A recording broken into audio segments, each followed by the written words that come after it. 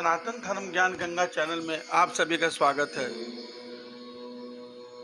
मेरे समस्त भाइयों बहनों और मित्रों, आप सभी को जय श्री कृष्णा। श्री भगवान आप सभी का जीवन आनंदमय, मंगलमय और भक्तिमय करें, ऐसी श्री भगवान से प्रार्थना है।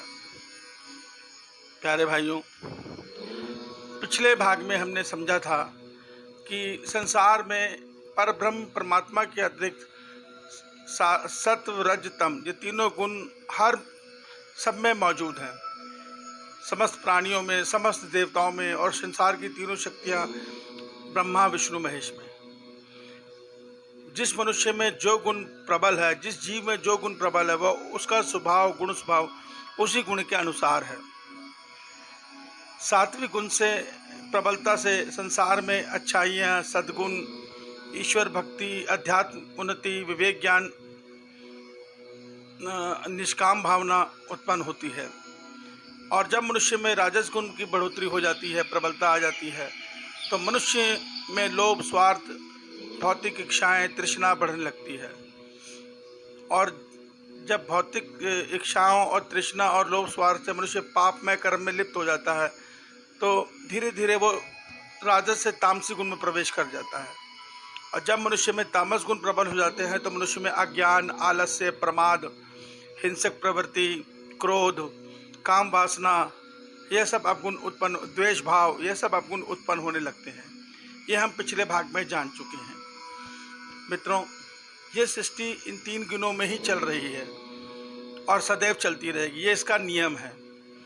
अब यहाँ एक गूढ़ नियम यह है कि ये तीन गुण ही मनुष्य की हर चीज़ को निर्धारित करते हैं। जैसे मनुष्य की ज्ञान जानने की, धारण करने की क्षमता, तामसी गुण की ज्ञान धारण की क्षमता ज़्यादा नहीं होती। वो ज्ञान को धारण नहीं कर पाता, वो अज्ञान में जीवन जीता है। वो अज्ञान को जल्दी सीखता है, अज्ञान उसकी समझ में नहीं आता, ज्ञान उसकी समझ में नहीं आता। राजस मनुष्य का जो ज्ञान होता है वो शरीर से, संसार से, भौतिक संसार से ही उसका ज्ञान का संबंध होता है। उसका ज्ञान उन्नति तो करता है, मगर भौतिक संसार की में ज्ञान उन्नति करता है। वो शरीर बोध में जीवन जीता है। वो शरीर की खुशियों के लिए, शरीर के सुख वैभव के लिए ही हर प्रयास, हर भक्ति, हर खोज करता है। उसकी पहुंच आत्मा तक नहीं होती। तीसरा सात्विक गुण जो है, सात्विक गुण मनुष्य को शरीर बोध से अलग करके विवेक ज्ञान देता है और नित्य अनित्य यानी सत्य असत का ज्ञान देता है, जिससे मनुष्य को यह पता चल जाता है कि इस संसार में सभी वस्तुएं ईश्वर, पर ब्रह्म और ब्रह्म के अतिरिक्त परिवर्तनशील हैं और एक दिन समाप्त हो जाने वाली हैं। तो इस ज्ञान के साथ सात्विक गुणी का सारा प्रयास ब्रह्म और पर ब्रह्म के लिए हो जाता है। वो यह सत्य समझ जाता है कि ये शरीर तो कर्म भोग के लिए मिला है, आज नहीं तो ये कल छिन जाएगा। तो उसका सारा प्रयास आत्मा के लिए होता है, अध्यात्म के लिए। आज हम बहुत से भाई अध्यात्म की बात करते हैं। अध्यात्म का अर्थ संसारिक भौतिक पूजा नहीं, अध्यात्म का अर्थ होता है आत्मा से, ब्रह्म से पर ब्रह्म की पूजा। तो आत्मा तक की जो यात्रा है उसको अध्यात्म मार्ग बोला जाता है। तो अध्यात्म मार्ग मनुष्य के भीतर है, बाहर नहीं है। बाहर तो भौतिक मार्ग है, मंदिर जाना, पूजा करना, अर्चना करना, तप करना, यज्ञ करना, यह सब बाहर जो अन्य भक्तियाँ हैं, अन्य भक्ति हैं। तो भक्ति का जो विधान है वो तीनों गुणों से मुक्त होकर तभी मनुष्य मोक्ष की सीढ़ी तक पहुंचता है, सीढ़ी तक। और तीनों गुणों से मुक्त मनुष्य को ही ब्रह्म यानी आत्मा में स्थिर रहने के लिए मन को इजाज़त मिलती है। जब तक ये मन तीनों गुणों में रमा रहेगा, उसको ब्रह्म यानी आत्मा तक भी पहुंचने का अधिकार नहीं है। वो लाख कोशिश कर लेगा, वो आत्मा का अनुभव नहीं कर पाएगा। सुन लेना कि मैं आत्मा हूँ अलग चीज़ है, मगर आत्मा का अनुभव अलग चीज़ है। ये ऐसे ही है जैसे कोई हमें बताया कि अमेरिका इतना सुंदर है, वहाँ इतने सुंदर वो हैं, स्विट्जरलैंड इतना सुंदर है, मगर सुन के हम अनुभव नहीं कर सकते। अनुभव हम अपनी आँखों से, अपने मन से करते हैं जब हम स्वयं जाके देखते हैं। तो उसी प्रकार से आत्मा का अनुभव सुन के नहीं किया जा सकता, जानकर नहीं किया जा सकता, इसको पाना ही पड़ता है। इसको अनुभव जब मन और बुद्धि करते हैं, महसूस करते हैं, तभी हम वो अनुभव प्राप्त कर सकते हैं। जब तक हमारा गुण मन तीनों गुणों में स्थित है, तब तक हम आत्मा में नहीं पहुंच सकते। और आज जब मनुष्य को, तामसी मनुष्य को आप ज्ञान की शिक्षा दो, वो ज्ञान को ग्रहण नहीं करेगा, उसकी बुद्धि उसको नकार देगी। राजसी मनुष्य आत्मा के ज्ञान में उबने लग जाएगा। वो कहेगा मैं इतने गुण ज्ञान में नहीं पड़ता। भगवान की भक्ति करो, रोज सुबह शाम पूजा करो, अपने अच्छे कर्म करो, बस ये बहुत है। नहीं मित्रों, ऐसा नहीं है। ईश्वर के विधान के कुछ नियम है।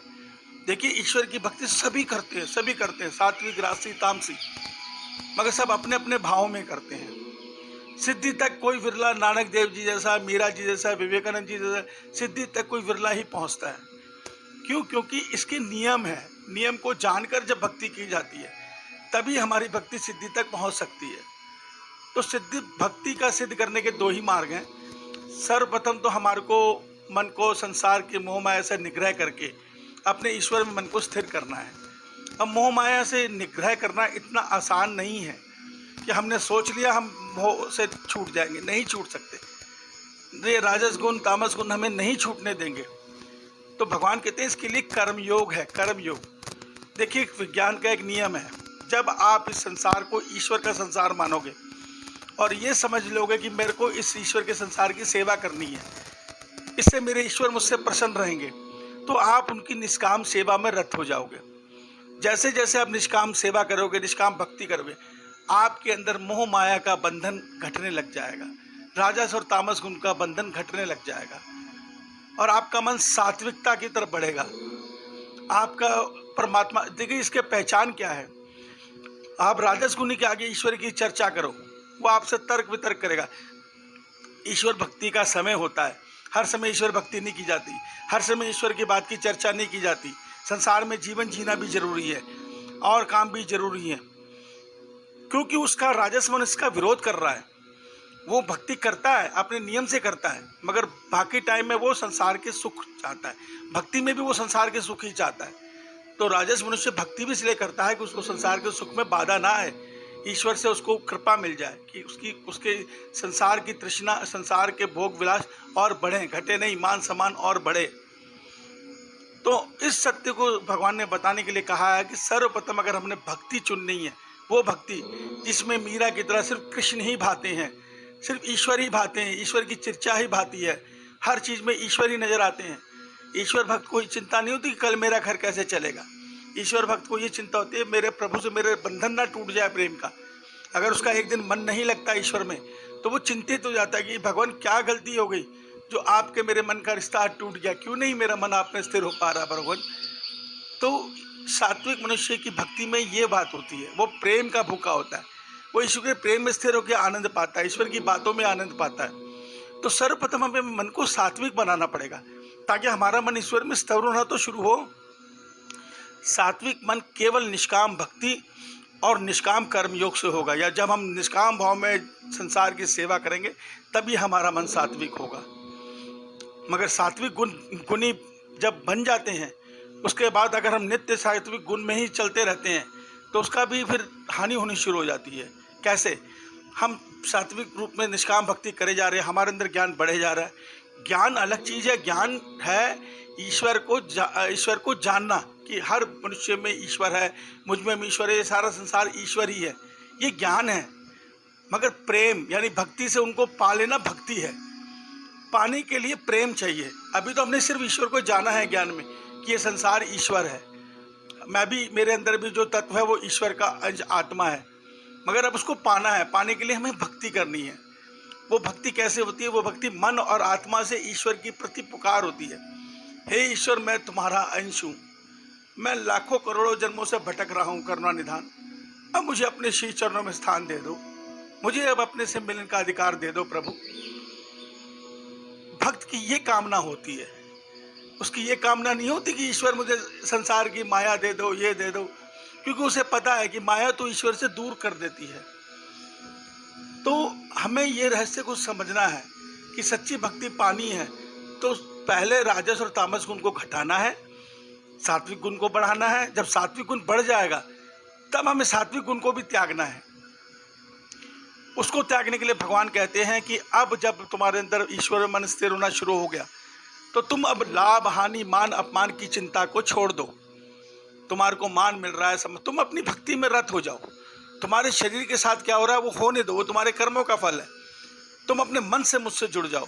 कल्पना करो उस दृश्य का, मीरा माँ भरे दरबार में खड़ी हैं, राजा उनको आरोप लगा रहा है कि तुम कुलक्षण हो, उल्टा हो, और उनको मृत्यु दंड का वो दे रहा है। सारा संसार हंस रहा है। मीरा माँ अपने कृष्ण में स्थित हैं। वो कहते हैं मेरे कान्हा जो करेंगे वो अच्छा करेंगे। राजा ने कहा कि कड़वे जहर से, तेज जहर से इसको भी मृत्यु दंड दो। मीरा ने चुपचाप जहर का प्याला पी लिया। उन्होंने किसी को शिकायत नहीं करी कि नहीं मैं सच्ची हूँ, मैं तो कृष्ण भक्त हूँ, मैं ये करती हूँ, मैं कसम खाती हूँ। नहीं, उन्होंने कहा मेरे कृष्ण की यही रजा है, और वो चुपचाप विष का प्याला पी गई। मगर आप एक बात समझो, वो ईश्वर में स्थिर थी। ईश्वर में स्थिर मन का, शरीर का कोई कुछ बिगाड़ ही नहीं सकता। जहर क्या बिगाड़ता मीरा का? वो तो तन मन से अपने ईश्वर में स्थिर थी। जहर उन पर तनिक भी असर नहीं कर सका। वो संसारिक था, वो उस समय पारलौकिक दुनिया में थी, और वो बच गई। फिर राजा को गुरु ने आदेश दिया कि नहीं, अब आप कोई दंड नहीं दोगे, आपने अपना दंड दे दिया, ईश्वरी विधान ने इनको बचाया। वो वहां से चुपचाप चली गई। तो कहने का अर्थ यही है कि भक्ति वो है, तीनों गुणों से मुक्ति वो है, जब मनुष्य को संसार की तिनके भर भी उम्मीद या इच्छा बिल्कुल ना हो, तब ये समझना चाहिए अब हमारा मन तीनों गुणों से मुक्त हो चुका है। उसको मान की अपमान की कोई चिंता नहीं होती। वो अपने आप को, अपने आत्मा से ईश्वर में स्थिर हो चुका है। वो कहते करो यार तुमने जो करना है, मैं अपने ईश्वर में स्थिर हूँ, मुझे यहीं पे आनंद आ रहा है, तुम भी आ जाओ, यहीं आ जाओ, बड़ा मजा आ रहा है, बहुत आनंद आ रहा है। तो इस रहस्य को समझो। भक्ति ये है, ईश्वर से संसार के सुख मांगना, ईश्वर से भगवान मेरे कर्तव्य कर्म पूरे हो जाएं, मैं संसार में मान सम्मान बढ़े, ये सब ईश्वर से एक सौदा है। हम इसमें ईश्वर से ज़्यादा तवज्जो या ईश्वर से ज़्यादा महत्व उनकी माया को दे रहे हैं। तो हमें इन तीनों गुणों से मुक्त होकर ईश्वर की प्राप्ति हो सकती है। तो ये गुण जो है ये हमारे रास्ते में बाधक है, क्योंकि कर्ता ये तीनों गुण ही है। मनुष्य कर्ता या कोई भी प्राणी कर्ता नहीं है। तो ये है सत्व रज तम की कहानी। हम सब देखिए, सतयुग भगवान जब कलयुग के अंत में प्रलय करते हैं, उसमें आके कल की अवतार में, तो भगवान सबको, सब पापियों का संहार करते हैं। तो वो पापियों को मारते नहीं है, मार तो देते ही हैं, मगर उनके अंदर जो गुण प्रबल हो गए थे, तामसी गुण, जिससे वो राक्षस बन गए थे, असुर बन गए थे, उन गुणों को खत्म कर देते हैं, जिससे वो सात्विक बन जाता है। यानी उनको अवसर देते हैं भगवान। वो सात्विक बन के संसार में आता है। जिसके थोड़े बहुत पुण्य होते हैं, बाकी तो पशु की योनि में चले जाते हैं। जिनके थोड़े बहुत पुण्य होते हैं, जो थोड़े बहुत अच्छे होते हैं, उनको अवसर दे देते हैं ईश्वर। वो सात्विक गुण पाकर सतयुग के निर्माण करते हैं। क्योंकि सात्विक मनुष्य किसी का द्वेष नहीं करता, सबका भला चाहता है। वो अपने लिए जीवन नहीं जीता, वो जनहित के लिए जीवन जीता है। मगर आप देख लो, सतयुग के अंदर भगवान को, परमात्मा को पाना कलयुग की तरह आसान नहीं है। उस समय सब वेद के ज्ञानी होते हैं। वेद में बताए सब सकाम कर्म वो लोग करते हैं। तभी तो सतयुग के राक्षस भी इतने बलशाली होते हैं, हिरण्यकश्यप जैसे, हिरण्यनाग जैसे, कि जो धरती को भी समुद्र के नीचे खींच के ले जाते हैं। उनको देवता लोग भी कुछ नहीं कर पाते। देवताओं को तो वो मिनट में हरा देते हैं। तो स्वयं ईश्वर को आके उनको मारना पड़ता है। क्योंकि हमारे वेदों में ये विधान वर्णित है कि आप ये कर्म करेंगे, ये यज्ञ करेंगे तो आपको ये शक्ति प्राप्त होगी। ये आज भी मनुष्य प्राप्त कर सकता है, वेदों को पढ़ के, वो यज्ञ अनुष्ठान करके। मगर सतयुग में भगवान को पाने के लिए इतना आसान नहीं है कि कृष्ण जी को भज लो। कृष्ण जी को उस समय कोई जानता नहीं है। सब ये जानते हैं हरि नारायण संसार के वो कर रहे हैं, और परब्रह्म परमेश्वर जो अव्यक्त है, हमने उनका ध्यान करना है। वो उनका ध्यान करते हैं, और वो ध्यान एक दिन में नहीं, वो ध्यान कई हजार सालों का होता है। क्योंकि उसमें मनुष्य की आयु 1 लाख साल की होती है। तब जाके ईश्वर को वो लोग थोड़ा बहुत समझ पाते हैं।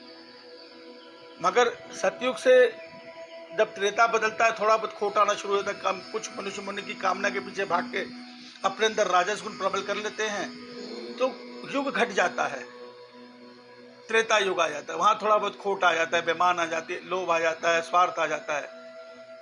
द्वापर में और ज्यादा आ जाता है, जिससे द्वापर में राजस और तामस गुण, राजस गुण की प्रबलता हो जाती है। सबको राजा बनना है, सबको अधिक वो करना है, सबको शक्ति चाहिए, कामनाएं, भौतिक इच्छाएं। कलयुग आते आते तो राजस गुण भी तामस में बदल जाता है। और जब तामस में बदलेगा तो अन्य धर्म बनेंगे ही बनेंगे, जो असुर वाले धर्म होते हैं, जिसमें मांस खाना, मदिरा पीना, स्त्री अनेकों से विवाह करना उनका धर्म है। मैं किसी की बुराई नहीं कर रहा, ये आचरण का, प्रकृति का एक नियम है। तो हमें इस रहस्य को समझना होगा। जैसे जैसे ये गुण प्रबल होते जाएंगे वैसे वैसे संसार में पाप बढ़ता जाएगा। आने वाले कलयुग में सिर्फ तामस का राज होगा, तामस गुण ही हर जगह होगा। नतीजा सब अज्ञानी, सब लोभी, सब हिंसक प्रवृत्ति किए, क्रूर, सब काम वासना में लिप्त, कोई नियम नहीं, कोई कुछ नहीं। मनुष्य को ये पाप कर्म के कारण 15 से 20 साल खटके रह जाएगी, 5 साल की स्त्रियां गर्भवती हो जाएंगी। ये सब हमारे शास्त्रों में वर्णित है। क्यों? क्योंकि तामस गुण बढ़ना ही बढ़ना है। आज कलयुग में कोई नहीं है जो हमें यह विज्ञान समझाए। आप आश्रमों में जाते हो, गुरु जी का भागवत की कथा सुनते हो, वहां पर भी गुरु जी ने नहीं बोलना चाहिए मुझे व्यापार शुरू कर दिया है, कल राधा जी का विवाह है, कल उनका विवाह है कृष्ण जी का, कल जन्म है उनका, कल उनका विवाह है, तो वहाँ पर दक्षिणा मिलनी चाहिए उनको। तो बस, तो मैं ये किसी की बुराई नहीं कर रहा, आज कलयुग के दोष बता रहा हूँ। देखिए, एक रहस्य को समझिए। ब्राह्मण, क्षत्रिय, वैश्य, शूद्र, इनके लिए नियम बनाए ईश्वर ने। ब्राह्मण को क्यों नियम दिया कि वो 5 घर से भिक्षा ग्रहण करे? ब्राह्मण एक गुण है, ब्राह्मण कोई जाति नहीं है। वो 5 घर से भिक्षा इसलिए ग्रहण करते हैं ताकि उनका अगर व्यापार करेंगे तो उनका मन लोभ में जाएगा, राजस गुण उनके अंदर उदय होगा, वो क्रय विक्रय सीखेंगे तो वो ब्राह्मण गुण से भटक जाएंगे, और जो उनको संसार को ज्ञान देना उस ज्ञान से भटक जाएंगे। तो ब्राह्मण के लिए निर्धारित कर दिया 5 घर से भिक्षा लो, जो मिल जाए उसी में संतुष्ट रहो। संतुष्टि रहेगी तो मन में सात्विक गुण भी रहेगा, और वेद पढ़ना है, अपने शास्त्रों को जानना है, उससे उनका ज्ञान बढ़ता जाएगा। तो हर गुण के कुछ नियम बनाए गए हैं। क्षत्रिय के लिए नियम बनाया गया है कि उसके लिए धर्म सबसे बड़ा है, धर्म की रक्षा सबसे बड़ी है। भले उस धर्म की रक्षा के लिए आपको हिंसक प्रवृत्ति अपनानी पड़े, हिंसा भी करनी पड़े, तो करो, कोई पाप नहीं है, क्योंकि अधर्म को मारना कहीं पाप नहीं है, ईश्वर ये कहते हैं। और इस नियम में ईश्वर इतने कड़े हैं कि उनको भीष्म पितामह भी अधर्मी नजर आते हैं, क्योंकि वो अधर्म खेमे में खड़े हैं, और वो उनको भी वही सजा देते हैं जो अन्य अधर्मियों को देते हैं, जो बहुत ज्यादा अधर्मी थे।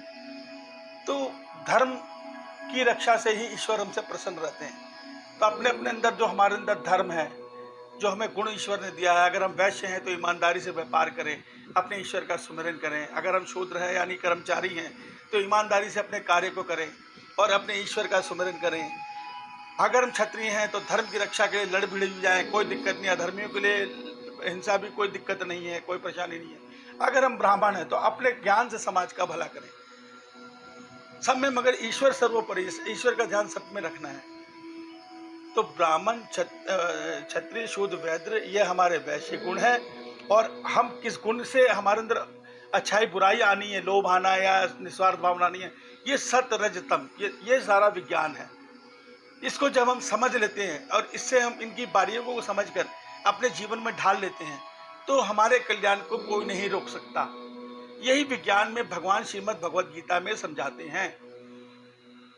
क्योंकि मैं आपको पहले भी समझा चुका हूँ, राजस गुणी जितनी बार ईश्वर को पुकारेगा वो शरीर का भला मांगेगा, रिश्ते नातों का भला मांगेगा, संसार के सुख मांगेगा। तामस गुणी शक्तियां मांगेगा, दूसरों के लिए प्रति देश भाव मांगेगा। सात्विक गुणी संसार का भला मांगेगा, अपना ईश्वर से मिलन मांगेगा। तो इस रहस्य को समझकर हमें भक्ति करनी है, अपने वर्ण गुण को समझकर हमने कर्म करने हैं। यही हमारे कल्याण का मार्ग है। बाकी आगे अगले उसमें। जय श्री राम, जय श्री कृष्ण।